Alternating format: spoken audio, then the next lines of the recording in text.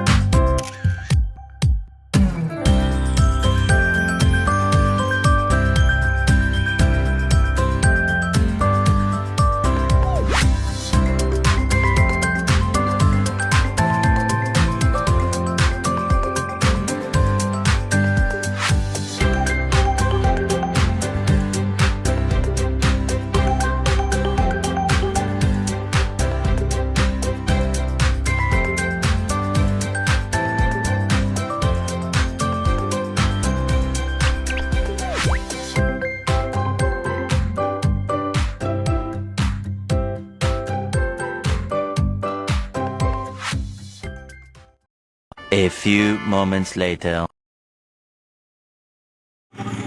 So nakarating na nga pala tayo. At ito na nga pala yung bahay namin. So tara, pasok tayo. Ang floor area ay 36 square meters. Yung lot area ay 44 square meters. So maliit lang siya. Yun yung stairs sa right. CR yung white door. Tapos yung door para papunta sa service area. So check natin yung service area. So medyo mahirap siyang buksan. So ito po siya. Meron na kaming kapitbahay. So ito yung lababo niya. Hindi pa ako nakapag-decide kung ano yung gagawin dito. Bahala na si Mrs. Tapos itong bakal na to ay yan yung palatandaan niya between sa lot namin tsaka sa kabilang bahay. So yan lang siya. 4 meters yung lapad ng bahay. So yan lang siya. Maliit lang. So check naman natin yung CR. Sarado ko muna to. At hirap din siyang isara. Yan, so papaayos ko pa yan dun sa engineering office. So eto, rough finish siya. Yan, so sa pader. So dito naman yung CR.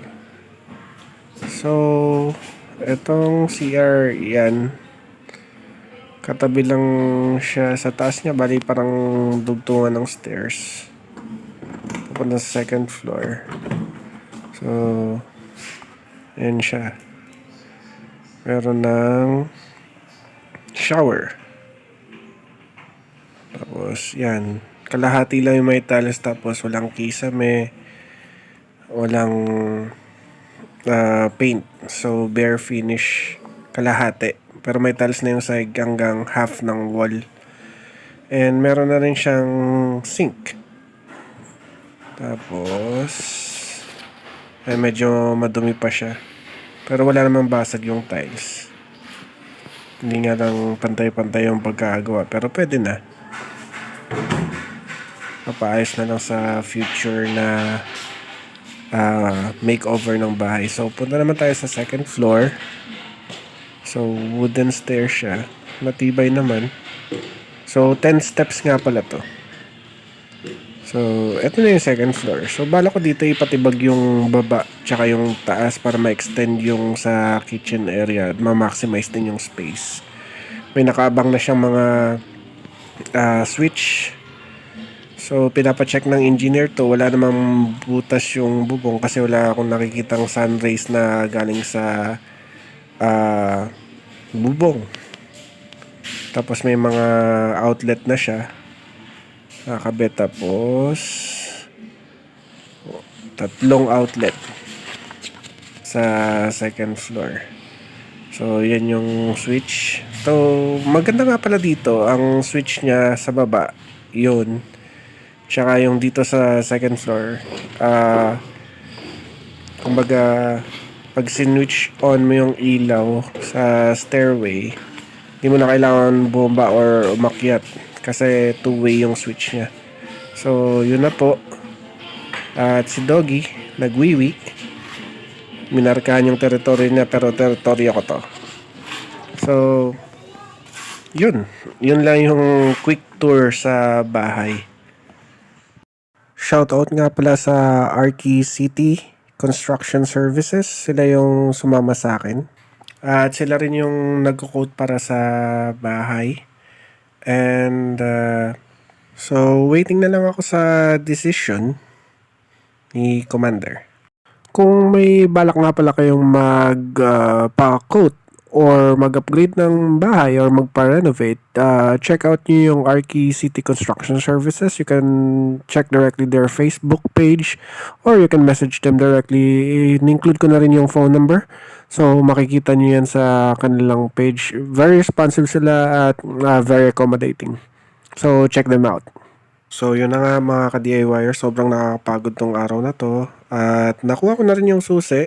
Nag-asikaso na rin ako ng papeles gaya ng barangay permit. So, isa sa step yun na para sa building permit. So, very worth it talaga yung araw na to. Sulit na sulit. So, hanggang dito lang muna mga ka-DIYers. Don't forget to like, share, and subscribe to my channel. And, yeah, check my next video so para mapakita ko sa inyo yung update ng bahay. Thank you. And peace out.